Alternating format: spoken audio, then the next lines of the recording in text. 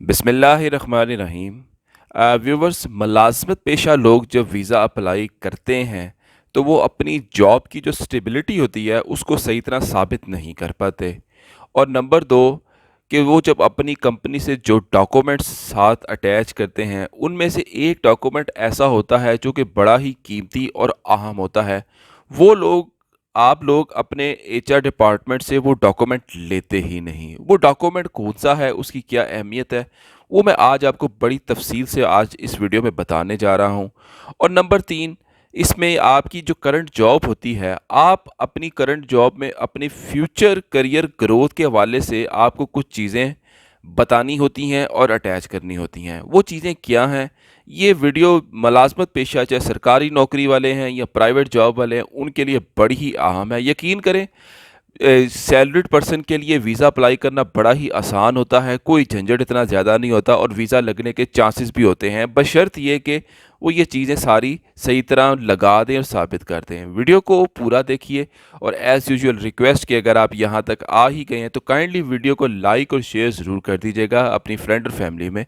दूसरी request, WhatsApp पर सिर्फ वो लोग रब्ता करें जो पेड कॉल सेशन लेना चाह रहे हैं। नॉर्मल से चार्जेस होते हैं, आधे घंटे की कॉल देते हैं, आप इसमें अपना सारा केस मामला डिस्कस कर सकते हैं।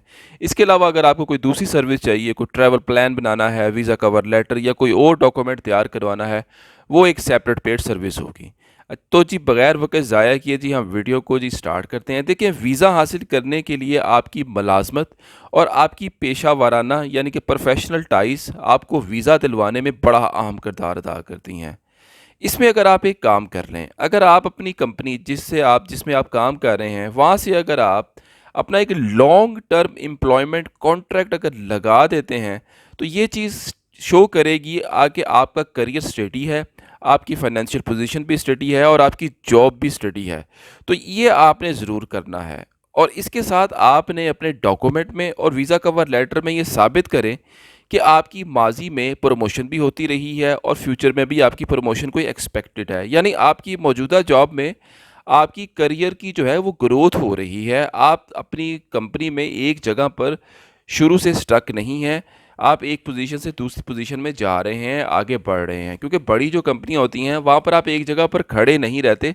आपकी प्रमोशंस होती हैं, एग्ज़ाम्स होते हैं, कुछ ऐसे सेशंस होते हैं, तो इस तरह आप आगे बढ़ते रहते हैं। तो ये चीज़ भी आपने ज़रूर जो है अपने डॉक्यूमेंट में साथ लगानी है और शो करनी है।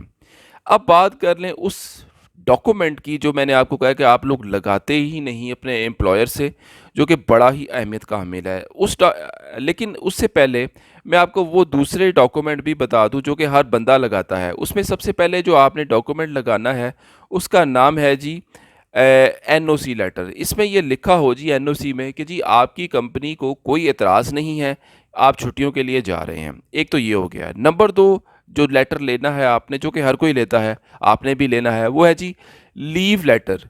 मैं जानता हूँ कि आप एनओसी के लेटर में ही सारा कुछ लिख सकते हैं, लेकिन बेहतर है कि आप हर चीज़ का लेटर अलहदा से ले लें कि हर्जी क्या है, एचआर डिपार्टमेंट आपको दे ही देगा। अच्छा, लीव लेटर में सिर्फ आपका नाम वगैरह लिखा हो और उसमें डेट्स लिखी हो वाज़िया करके, बोल्ड करके, कि जी आप इन डेट्स में जा रहे हैं और इन डेट्स को वापस आएंगे। अच्छा जी, नंबर 3 लेटर, वो आपने अपना लेना है एक्सपीरियंस लेटर, जिसमें आपका लिखा हो डेजिग्नेशन, आपकी डेट ऑफ जॉइनिंग और आपका एक्सपीरियंस और जो ड्यूटीज़ सरसरी सा आपके एक्सपीरियंस और ड्यूटीज़ के बारे में लिखा हो जो कि आप इस कंपनी में अंजाम दे रहे हैं।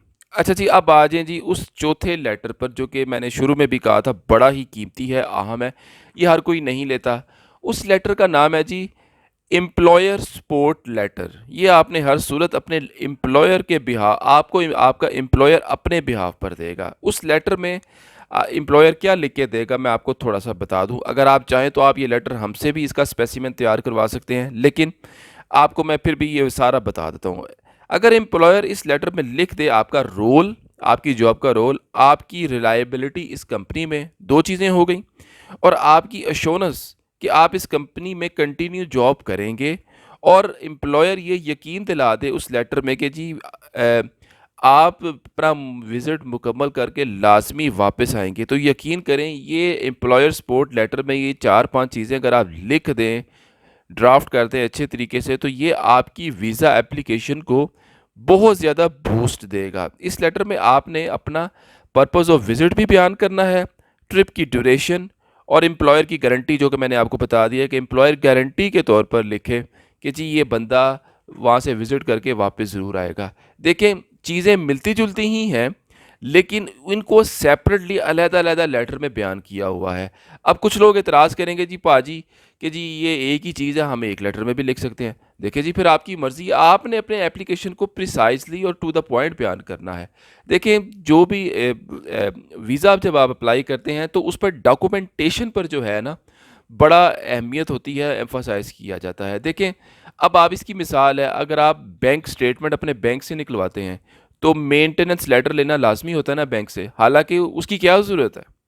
आपका बैंक का अकाउंट का नाम, टाइटल, वो तो बैंक स्टेटमेंट के ऊपर भी लिखा होता है। तो फिर वो क्यों रिक्वायर्ड करती है एम्बेसी कि जी आप एक मेंटेनेंस लेटर अलहदा से बैंक के लेटर हेड पर लें। इसी तरह मैंने पिछली वीडियो में बताया था, एफबीआर का लेटर भी आपने एक लेना है जब आप वीज़ा अप्लाई करें, एफबीआर के लेटर हेड पर, कि वो ये कंफर्म करें कि जी आप या टैक्स पेयर हैं, आप इतने अरसे से टैक्स वगैरह दे रहे हैं। तो ये चीज़ें जो है ना, एक चीज़ के 2 या 3 जगह से वेरिफिकेशन लेटर जो होते हैं ना, वो कंफर्म यानी कि अश्योर कर देता है वीज़ा ऑफिसर को कि ये बंदा जेन्युइन है। इन्फॉर्मेशन दोनों तीनों लेटर्स में मैच हो रही है।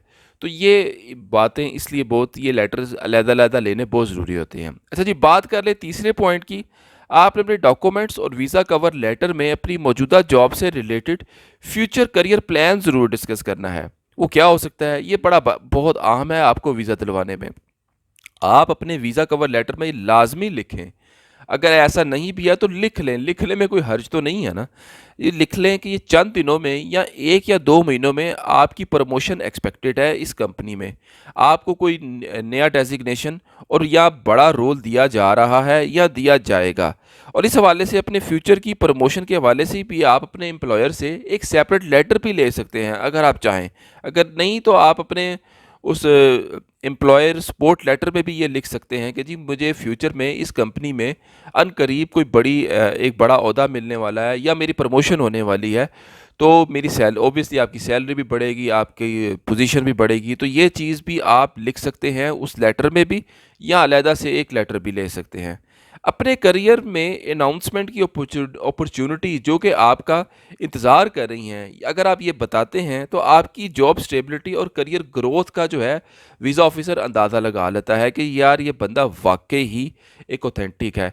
तो जिस तरह अगर हम पाकिस्तान की बात करें, तो पाकिस्तान में बहुत बड़ी-बड़ी कंपनीज़ हैं जो कि वाक़ई ही बहुत ख़्याल रखती हैं अपने एम्प्लॉयर्स का। Unilever, state life, beacon house, Lahore grammar school, agro foods वगैरह-वगैरह, नेस्ले, ये बहुत बड़ी कंपनीज़ हैं।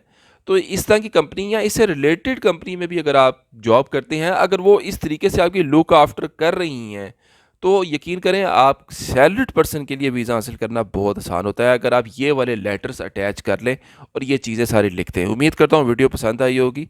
कोई सवाल हो तो आप कमेंट बॉक्स में पूछ सकते हैं। अगर आपको कोई अपना केस डिस्कस करना है तो आप व्हाट्सएप पर मेरा पेड कॉल सेशन ले सकते हैं। हम बहुत ही कम चार्जेस, नॉर्मल चार्जेस लेते हैं। अब तक के लिए इतना ही। बहुत शुक्रिया। अल्लाह हाफ़िज़।